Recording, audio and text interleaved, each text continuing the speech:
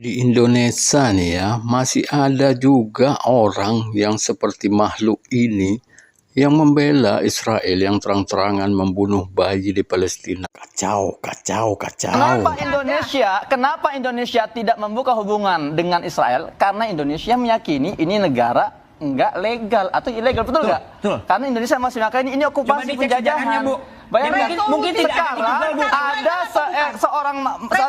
ada makhluk yang datang, lalu dia merasa paling paham bahwa ini nggak ada penjajahan dan dia sedang menginjak-injak pengetahuan para politisi kita hari ini. Ibu Menlu kita, tanya ke Ibu Menlu kita, ya. Jadi ini aneh.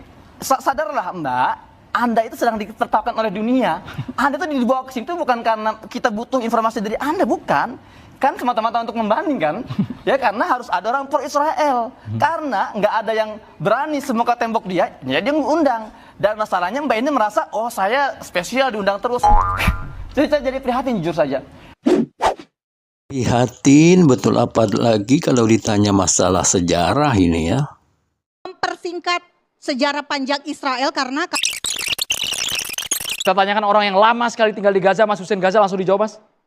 Baik, sebelumnya saya mau nanya ke Mbak Monik. Mbak Monik pernah kuliah sejarah di mana, Mbak? Pernah ngajar sejarah? Sejarawan bukan? Oke, sekarang saya akan saya sampaikan sejarawan asli ya. Salatiga. Sejarawan asli, perhatikan. Bisa bukan orang-orang yang ngaku sejarah, paham sejarah. Saya akan bahas. Ada banyak sebetulnya nama-nama sejarawan Yahudi.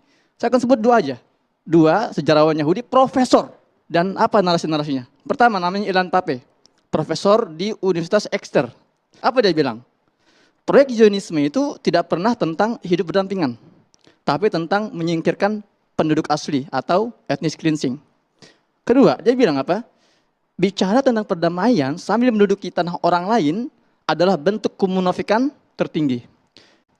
Yang kedua, sejarawan beneran, bukan sejarawan karbitan, perhatikan ya.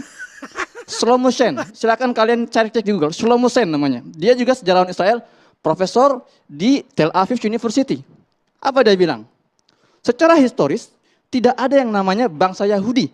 Itu mitos Zionis. Bukan kata saya ya, kata siapa? Sejarawan Yahudi, profesor. Kemudian, masih kata Shlomo Sen. Dia bilang apa?